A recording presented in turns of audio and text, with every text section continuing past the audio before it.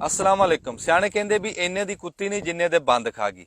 भी तुसीं देखिया होना भी बंदे दी याददाश्त कोई एडी माड़ी नहीं हुंदी। कल दी गल आ साडी कौम ट्रक्कां दे मगर नहस भज के एक दूए दे पैरां हेठ आके जाके आटा लैंदे सी, बंदूकां दे साए हेठ जाके भी आटा लिया। इन्नी नासपा फिर अखीर किसान काम आया। किसान ने अपनियां महंगियां फसलां रोक के ते इह सस्ती फसल कणक दी लाई। फिर पाली किदां दसंबर जनवरी की ठंड के जो सप खुड्डा चों नहीं निकलता, असी उदों बन्नियां दे उत्ते टुर के ये कणक पालते रहे। जी DAP पिछले साल 8,000 रेट सी सरकारी, ऐतकी 11,000 सी सरकारी, असी ब्लैक दे विच वध रेट दे विच 15,000 नूं लैंदे रहे। जी यूरिया पिछले साल 3500 नूं सी, ऐतकी सरकारी 3800 नूं ते असी वो 6,000 नूं लैंदे रहे ब्लैक दे विच जाके। जिहड़ा वो डीजल पिछले साल 200 का सी, ऐतकी असी 300 रुपये का लैके बालते रहे हैं ट्रैक्टरां दे विच। ते साडी जिहड़ी कणक पिछले साल भी 39 दी, ऐतकी भी 39 दी, ते इन्हां दीयां शावां असल रेट तो भी असीं वध लैंदे रहे हैं ब्लैक दे विच। साडी कणक दा असल रेट 3900 मन लिया भी, चलो 3900 च तां लो, वो भी 3000-3200 दे विच खरीद रही है। ऐसा धक्का हो रहा किसान दे नाल। बंदा इन्हां नूं पुछे भी जदों किसान ने तुहाडे हदफ तो वध के कणक बीज ली सी, पता सी भी घाटा पूरा हो जाना आटे दा, फिर इन्हां नूं बाहरों मंगाउण दी लोड़ किहड़ी सी? पर लोड़ है सी भी वो खाना कितों सी? निगरान हुकूमत, वजीरे आजम, वजीरे खजाना, वजीरे खुराक, सैकटरी, सारे सिक्योरिटी अफसर और रल के बाहरों लखां टन मंगाई ते वो पैसे खाधे। मिल माफिया नूं राजी कीता। उदों इन्हां ने 3900 नूं लैके उन्हां नूं कहंदे 4700 नूं तुसीं गाहां आटा बेचिओ। उन्हां नूं हुण 3900 दी लैण दी की लोड़ आ? उन्हां नूं 3000 नूं लभ रही है। दुगना मुनाफा कमाणगे, वो खून पीणगे साडा।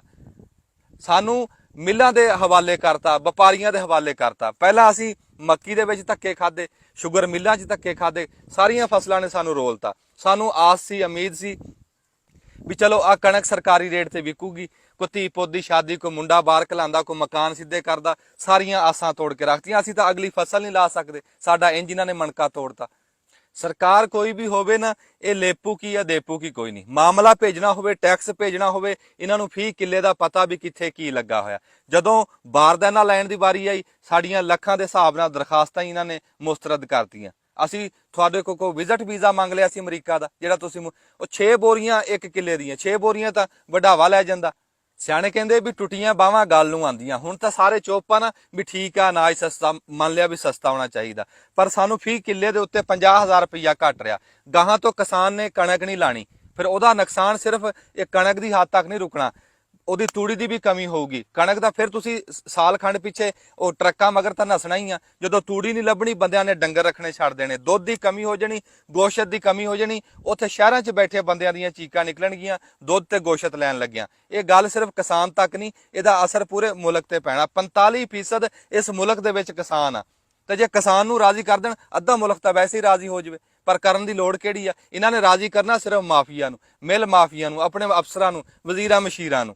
मक्की ने सानू रोलता सी, फिर शुगर मिल्लां ने रोलिया, आ जाके सानू कणक ने भी रोलता।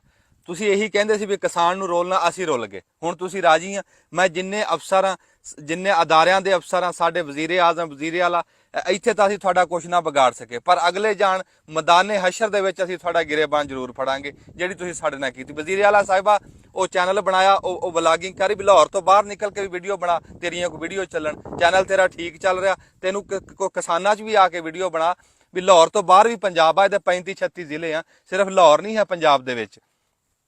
मैं कहना साडी जिन्ने भी वजीर मशीर आ, कोई अफसर आ, ये शुक्र करया करो, नफल पढ़िया करो भी तुहानू साडे वर्गी बुद्धू आवाम लभी आ, जिन्हां ने तुहानू अयाशी कराती। नहीं तो तुहाडे वर्गिਆਂ ਨੂੰ ਤਾਂ कोई मूँह भी ना लावे जिद्दां दे तुसीं। ਉਹ जिद्दां कोई तूड़ी की धाड़ सीगी, कोई 6 सालां दी पई, ਉਹਨੂੰ ਕਿਸੇ ने हाथ ही ना लाया, उदां ही लिपी पई रही।